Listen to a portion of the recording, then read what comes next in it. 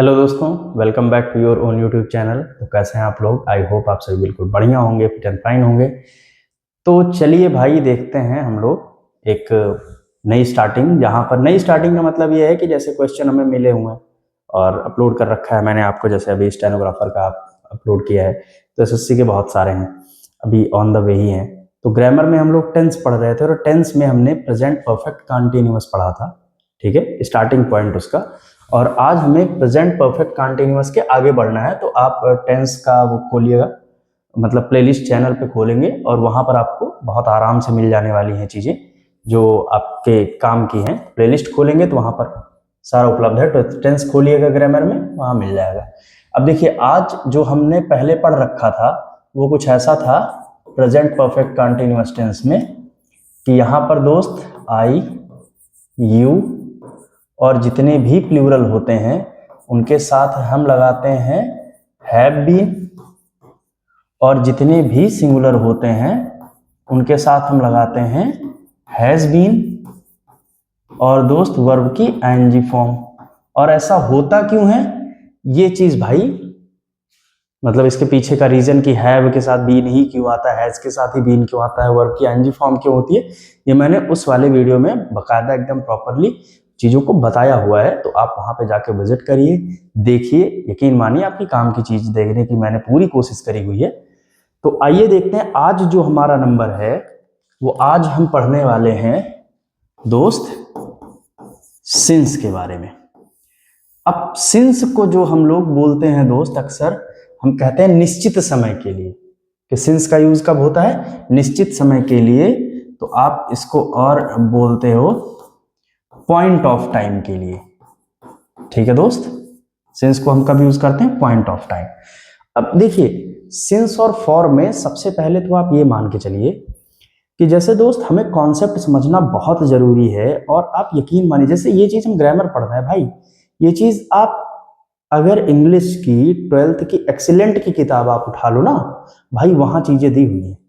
Grammar में आप चाहे इंग्लिश अगर आप दे रहे हैं किसी भी एग्जाम की, तो दोस्त कोई फर्क ही नहीं पड़ता कि आप कितनी हायर इंग्लिश या कितने हायर एग्जाम में जा रहे हो। बस मैंने पहले भी कहा है, फिर भी यही कह रहा हूं आज भी, कि सारे पूछते इसी ग्रामर से हैं। बस होता नहीं है दोस्त कि जैसे हायर एग्जाम होता है तो उनका पूछने का तरीका बड़ा गजब का होता है, ठीक है। और अगर जैसे फिजिक्स, केमिस्ट्री और बहुत सारे एग्जाम्स में आती है, लेकिन आईआईटी में आप अलग तरीके से पूछने पाओगे। आप किसी एंट्रेंस एग्जाम में, नॉर्मल एंट्रेंस एग्जाम में उसी फिजिक्स केमिस्ट्री के वहीं से बहुत अजब अलग गजब तरीके से क्वेश्चन बनते हैं। या जैसे आप 10th में भी 12th में भी आपने अनसीन पैसेज दिया है, तो अनसीन पैसेज में क्या होता था कि वहां भी क्वेश्चन करते थे, लेकिन कहीं पर डायरेक्ट आंसर लिखा होता था, कहीं कोने में या एक लाइन में बीच में, तो आप डायरेक्ट उठा के लिख देते थे। वही सेम चीज क्या है कि अब उसकी मीनिंग पूछ ले रहा है। तो रूल सारे एक हैं, बस आप अगर एग्जाम की स्ट्रेटेजी समझ गए तो समझ लो आपका काम तो एकदम पक्का हो गया दोस्त। अब देखिए पॉइंट ऑफ टाइम सिंस का। अब सबसे पहले इसके आराम से हम प्रोसेस को समझते हैं और फिर आप ये समझ पाओगे कि अच्छा हाँ ऐसी बात है, ठीक है। देखिए, सिंस को हम पॉइंट ऑफ टाइम इस वजह से कहते हैं कि आप बिल्कुल सिंपल से फॉर्मेट में समझो कि कोई भी ऐसी चीज जो हमें इतनी क्लियर हो, जैसे पॉइंट कह रहा है, जैसे दोस्त ये पॉइंट यहां पर रखा हुआ है, तो कोई चीज हमें इतनी श्योर शॉर्ट हो जैसे कि ये पॉइंट, जैसे मान लीजिए अगर हम ये कहते हैं कि मैं 3 महीनों से यहां रह रहा हूं और मैं आपसे कहूं मैं जनवरी से यहां रह रहा हूं, तो आप ज्यादा क्लियर किस में हो गए? आप ज्यादा क्लियर यही होंगे ना, 3 महीने से, ठीक है। अब सिंस और सॉरी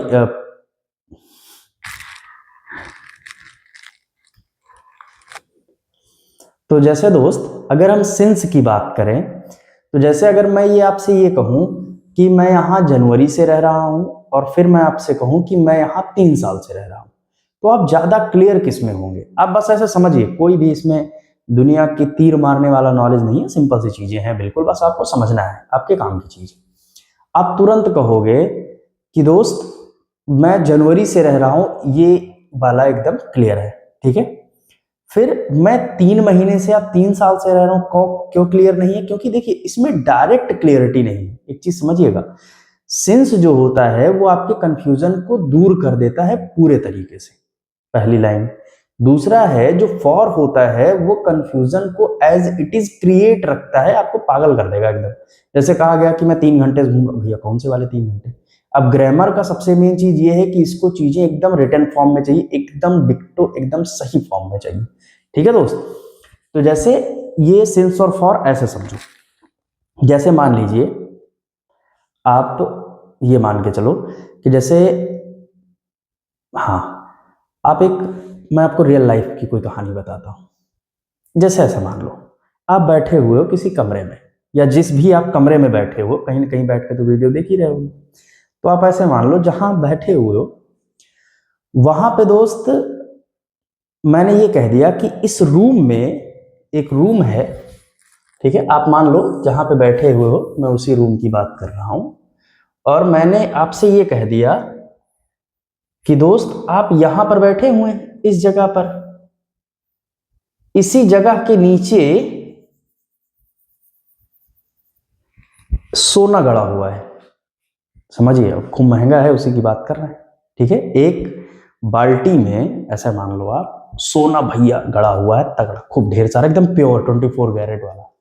तो आप ये बताइए कि आप पूरे कमरे में इधर उधर खुदाई शुरू कर देंगे, यहां भी यहां भी यहां भी, खोद के एकदम तालाब गड्ढा कर दिए, जबकि आप करेंगे क्या, आप डायरेक्ट उसी जगह खोदना शुरू करेंगे कि कहेंगे ऐसा भैया हटो, वीडियो वीडियो बंद करो, पहले आओ सोने खुदाई करते हैं। तो दोस्त यहां पर आप यही खोदना शुरू करेंगे, ना कि पूरे में। समझ रहे दोस्त, ऐसा आप इस वजह से कर रहे हैं क्योंकि यहां पर दोस्त बिल्कुल और बिल्कुल से आप एकदम क्लियर है कि चीजें यहीं पर है। इसी को हम कहते हैं सिंस। कोई भी चीज जब आपको एकदम क्लियर हो तो वहां पर हम उसे सिंस में रखेंगे। जैसे मॉर्निंग, इवनिंग, डॉन, डस्क, नून, ये सब किस में आएगा, ये सब दोस्त आप कह सकते हो हाँ सिंस में। ठीक है, क्योंकि चीजें क्लियर है, जनवरी, फरवरी, कोई डेट हो गई, तो ये सब मैं। और एक चीज ध्यान रखिए, इसी नाम से दोस्त मैंने टेलीग्राम भी बना रखा है, क्योंकि कई दोस्तों ने मुझसे बोला कि नोट्स का सर क्या कैसे। तो दोस्त टेलीग्राम चैनल बन चुका है, मैंने बना दिया, जब तक वीडियो पहुंचेगी आपको इंग्लिश बाय अमित तिवारी के नाम से टेलीग्राम चैनल होगा, उसे ज्वाइन कर लीजिएगा। डिस्क्रिप्शन में लिंक है, कमेंट में मैंने कोशिश करी हुई है दोस्त एक आध बार करने की, वो सत्यानाश ही हो रहा है, क्योंकि जब आप नया नया कोई चीज करने की कोशिश करते हो तो हिलता डुलता बहुत है वो। ठीक है, तो दोस्त यहाँ पर आप देखेंगे वैसे शायद एक आध दो जुड़े हों, या आप जब पहुंचे तो कोई ना जुड़ा हो। तो फिलहाल जो चैप्टर खत्म होगा उसकी नोट्स मेरी हैंड रिटन जैसे मैंने पढ़ाया हुआ है उसी फॉर्मेट में मिल जाएगी, आप आराम से लेकर लिख लीजिएगा, या फिर उसी पीडीएफ फॉर्मेट में रहेगी, मैं अपलोड करूंगा, आप जाके सीधा फोटोकॉपी वाले को दीजिएगा, आपको हैंड रिटन नोट्स दे देगा, जो कि दोस्त मैंने इतने साल पढ़ा है, और जहां से मुझे लगता है कि यहाँ क्वेश्चन बनते हैं प्रीवियस ईयर प्रैक्टिस सेट को पूरा एनालाइज करने के बाद। और जैसे ही टेंस खत्म होगा मैं आपको कम से कम, जहां तक मुझे लगता है जो मैंने प्लान बनाया हुआ है, मिनिमम 50 क्वेश्चन, और सिर्फ एक एग्जाम के नहीं, बहुत सारे एग्जाम के।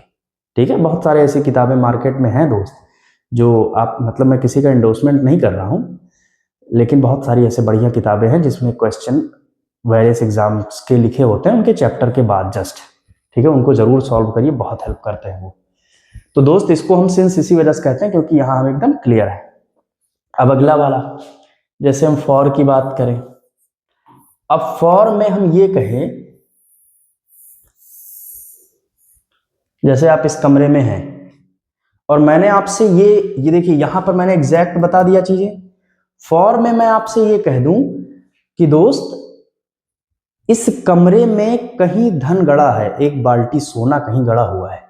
तो इसका दोस्त मतलब ये होगा कि आप अभी कंफ्यूज हैं, अभी आप समझ नहीं पा रहे हैं, यहां भी फावड़ा मार रहे हैं, यहां भी मार रहे हैं, यहां भी मार रहे हैं, यहां भी मार, खोद के एकदम गड्ढा कर दिए, मिला कहीं कुछ नहीं, जा कोने में एकदम मिला। ये है फॉर, कि जब आप चीजें पूरी तरीके, देखिए आपको ये पता है कि ये है, लेकिन एग्जैक्टली नहीं पता है कि ये क्यों है और कैसे है, कहां है, तब आप इसको फॉर में रखते हैं। तो बस आप ऐसे समझ लीजिए कि सिंस का यूज हम वहां करते हैं जहां पर चीजें एकदम क्लियर हों, श्योर शॉर्ट हों, और दोस्त फॉर का हम वहां यूज करते हैं कि आपको पता तो है कि वो चीज है, लेकिन थोड़ा सा घुमाया फिराया गया उसमें आप ऐसा मान लो, ठीक है। अब जैसे सिंस में कौन कौन सी चीजें आएंगी जरा सा वो भी समझते हैं। देखो, सिंस का जो दोस्त हम यूज करते हैं वो यूज जैसे हम करते हैं मॉर्निंग, ठीक, नून, आफ्टरनून। अब जैसे किसी ने कहा नून और आफ्टरनून में फर्क क्या, तो भाई ये एकदम 12 बजे की बात करेगा। ये जो दोपहर और शाम के बीच का वक्त होता है, कि जैसे आप ऐसे मान लो शाम से पहले और सुबह के बाद, ठीक है, 12 बजे के बाद वाला टाइम। फिर इवनिंग, और नाइट के लिए भी हम लगाएंगे क्योंकि आप कंफर्म हो। फिर उसके बाद अगर कहीं पर कोई मंथ हो गया, जैसे जनवरी, फरवरी, इसके सब के लिए कहीं पर कोई डेट हो गई दोस्त, उसके लिए भी लगाएंगे। फेस्टिवल के लिए भी लगाएंगे। देखो दोस्त, एक चीज समझो, सेम चीज, ये जितनी भी चीजें मैं लिख रहा हूं यहां पर आप एक चीज नोट कर पाओगे कि वो ये सारी चीजें वही हैं जहां पर आप एकदम क्लियर हो जाते हैं कि कोई मॉर्निंग है। जैसे मैं मॉर्निंग में यहां पर जा रहा हूं, 4 सालों से मैं मॉर्निंग में उठ रहा हूं, सुबह उठ रहा हूं, तो इसका मतलब ये कंफर्म है। दोपहर भी कंफर्म है, ठीक है, आफ्टरनून भी कंफर्म, इवनिंग भी कंफर्म है, नाइट भी कंफर्म है। मंथ में जनवरी, फरवरी, कुछ भी आप बोल दोगे। कोई डेट हो गया, वो भी, कोई फेस्टिवल हो गया दोस्त, वो भी उसी में आ जाएगा। मतलब कोई भी ओकेजन अगर हो गया तो वो सारी चीजें उसी में आने वाली है। डेट भी उसी में आ गया। कोई भी अगर जैसे कह दिया आपने 1943, ये भी फिक्स है। तो जितनी फिक्स वाली चीजें सारी आने वाली हैं इसी में। और दोस्त अगर हम फॉर की बात करेंगे तो जो फॉर वर्ड है, फॉर को हम बोलते हैं पीरियड ऑफ टाइम, ठीक है, इसको हम क्या बोलते हैं, पीरियड ऑफ टाइम। तो दोस्त ये कुछ ऐसा है कि फॉर का जो हम यूज करेंगे, जैसे हमने कह दिया, जैसे 5 सेकेंड्स। अब कुछ लोगों के दिमाग में तुरंत आ गया होगा कि 5 सेकेंड्स, तो इसका मतलब तुरंत वाले 5 सेकेंड्स, फिर कैसे फॉर में आ गया। देखिए, ये एक ऐसा टॉपिक है, एक ऐसी चीजें हैं जो आपका सोचना बिल्कुल जायज है कि अगर मैं कहूं कि मैं 5 सेकेंड से उसे देख रहा हूं, तब भी आप फॉर लगा दिए जबकि पता है 5 सेकेंड।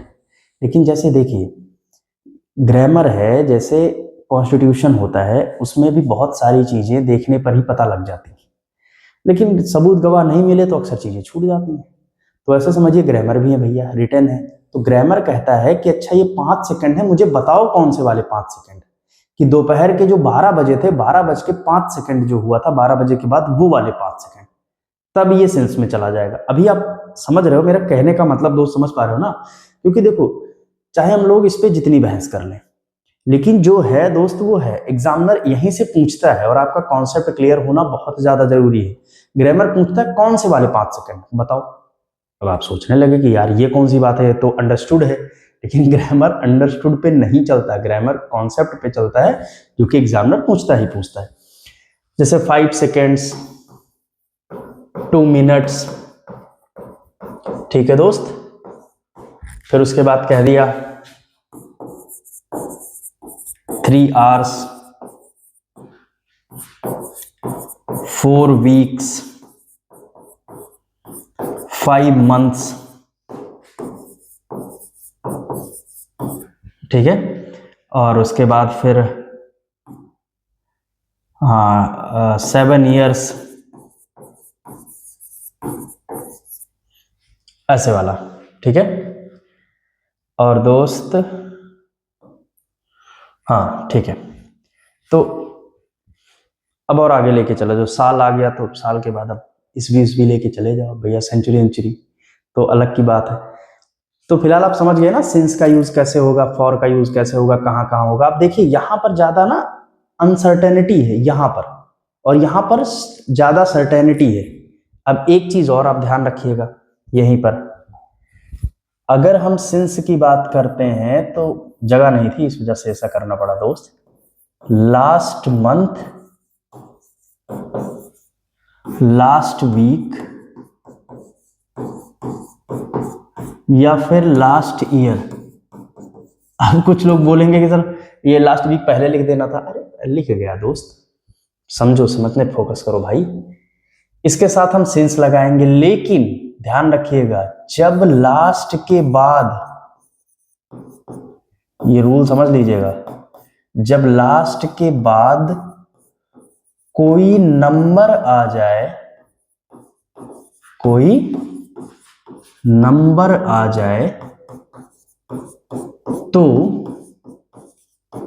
सिंस की जगह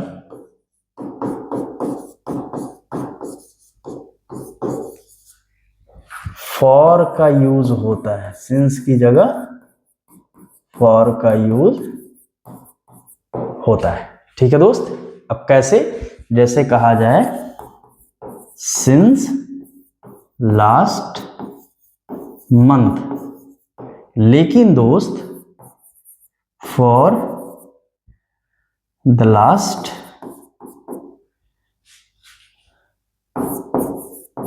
4 months। देख पा रहे हो दोस्त? सिंस के बाद डायरेक्ट ये लास्ट मंथ आ गया तो हमने यहां पर सिंस लगा दिया, लेकिन लास्ट के बाद एक नंबर आ गया, इसी वजह से सिंस की जगह क्या हो गया? फॉर। और अक्सर जब हम ये वाली चीज नहीं जानते हैं और केवल इतना जानते हैं कि last month, last week, last year के साथ सिंस आता है, और जब एग्जाम में ये देता है एग्जामिनर तो हमें लगता है वो पार्ट गलत है। और या फिर केवल आप इसको पढ़े हो तो एग्जामिनर ऐसे पूछ चुका है एग्जाम में, उसने लिखा था, जैसे मान लो कहा जाए I have been running since last 4 months, ऐसे। अब यहां पर आप बिल्कुल सही मार दोगे, क्योंकि आपको तो यही लग रहा है ना कि लास्ट के साथ भाई तो सिंस ही आता है, लेकिन देखो लास्ट के बाद एक नंबर आया है, तो जब भी लास्ट के बाद नंबर लिखा हो तब दोस्त वहां पर हम सिंस का यूज ना करके सीधा किसका करते हैं? फॉर का करते हैं। ठीक है दोस्त, ये सीजीएल यूजीएल में खूब पूछ चुका है, मेंस में पूछता है, सीपीएसआई में पूछा है, मतलब अब क्या ही बताएं, जो भी आप एग्जाम दे सको वो सब में पूछा हुआ है। और ऐसा भी नहीं है कि इसे हवा हवाई में बोल रहा हूँ, मतलब मैं आपको एग्जाम में क्वेश्चन भी दिखा सकता हूँ भाई जहां पे इसने पूछा हुआ है।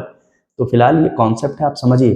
क्योंकि देखिए जब कह रहा है सिंस लास्ट मंथ, देखिए लास्ट जो लग गया, अब कोई कह सकता है कि अब जैसे भाई अगर जिरह करने पे आप उतर आए हैं तो आप ये कह सकते हैं ना कि मैंने कहा लास्ट मंथ के साथ सिंस लगेगा, आप तुरंत बोल पड़े कि अरे इसका मतलब है पीछे आपने कहा था कि 5 सेकंड, कौन से वाले 5 सेकंड।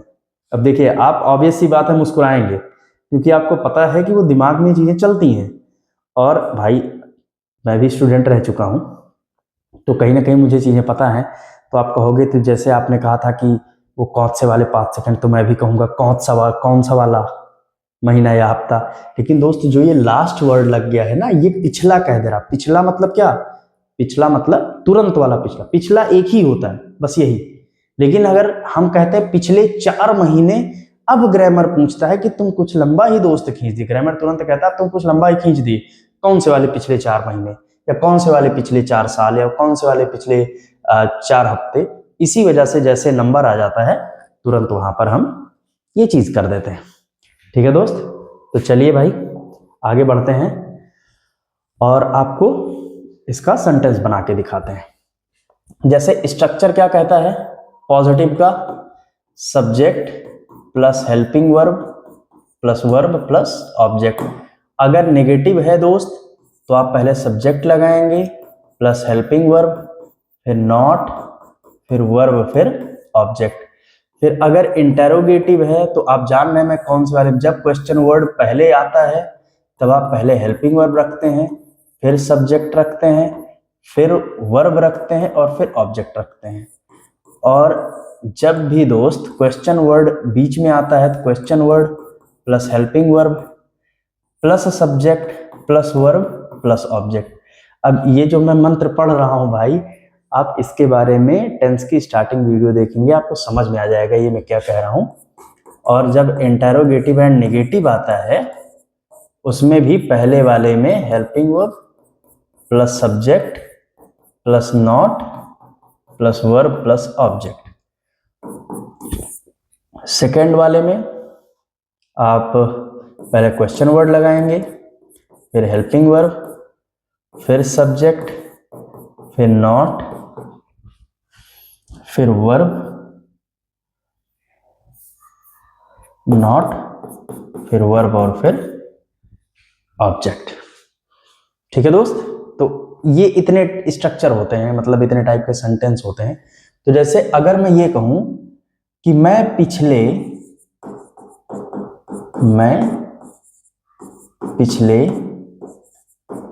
4 सालों से यहां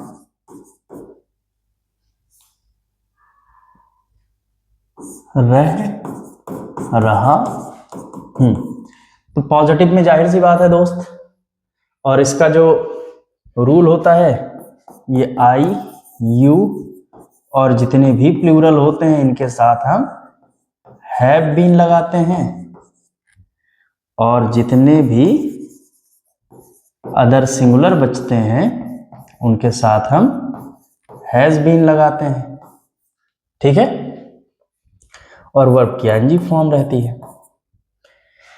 तो यहां पर दोस्त आप देखोगे सबसे पहले आप पॉजिटिव है तो सब्जेक्ट क्या हो गया आई, फिर किसका नंबर आया हेल्पिंग वर्ब आई के साथ क्या लगेगी दोस्त इसमें have been, I have been, फिर किसका नंबर आया वर्ब का, क्या कर रहा हूं रह रहा हूं, तो लिव का लिविंग, कहां रह रहा हूं हियर, ऑब्जेक्ट। अब इसके बाद क्या बचा I have been living here. अब देखिए पिछले 4 साल, अगर केवल पिछले साल से होता तो सिंस लगा देते, लेकिन पिछले 4 साल नंबर आ गया तो आप यहां लगाओगे फॉर द लास्ट 4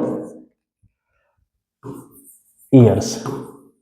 ठीक है दोस्त, अब सेम चीज निगेटिव में हम कैसे बनाएंगे, निगेटिव में हम बनाएंगे I have not been living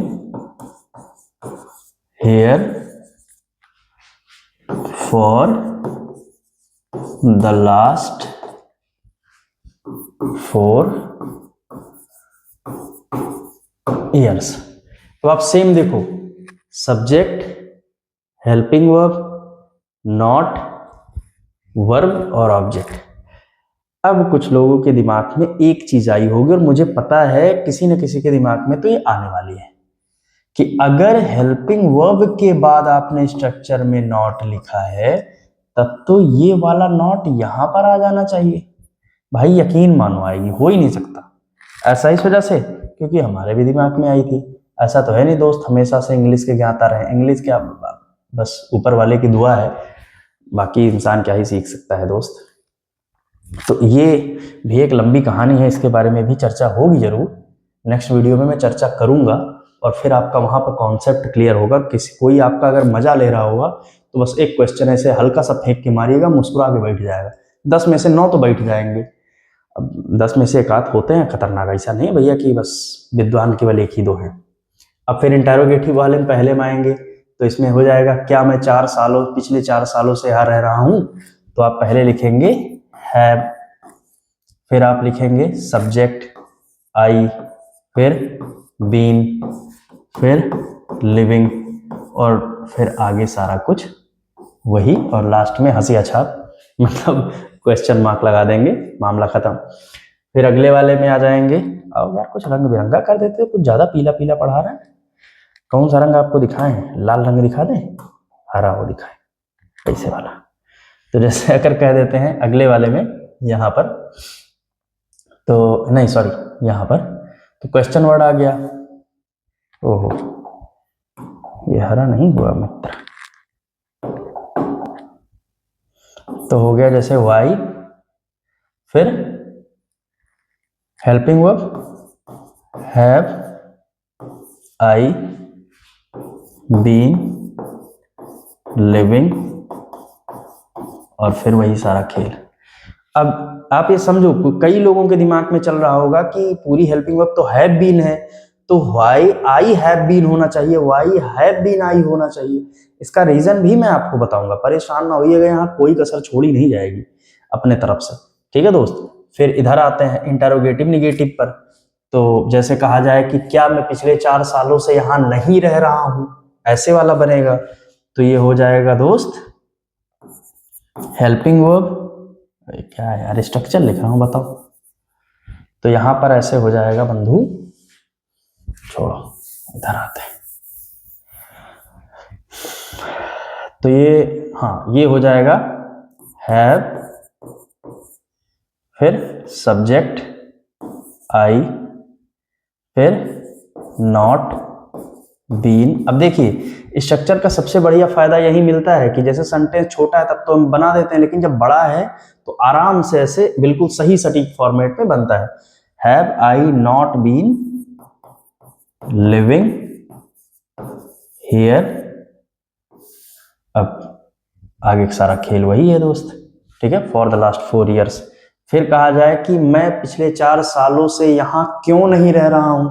interrogative negative है ना, तो क्यों भी आ गया और निगेटिव भी आ गया। तो पहला वाला है जब सेंटेंस की स्टार्टिंग में क्वेश्चन वर्ड आए, दूसरा वाला है कि जब सेंटेंस के बीच में क्वेश्चन वर्ड आए। तो ये हो जाएगा why have I not been living here, और फिर सारा खेल वही जो सारा है, ठीक है दोस्त।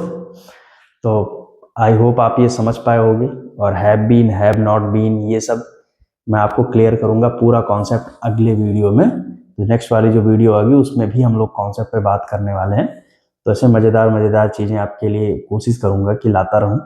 तो दोस्त बने रहिए, और आपके लिए ही मेहनत हो रही है, तो कहीं ना कहीं दोस्त फिर बढ़ाइए अपने दोस्तों के पास। आपको लगता है कि हाँ काम की चीज़ें हैं तो पहुंचाइए और लोगों तक, और आगे ऐसे बढ़ते रहेंगे।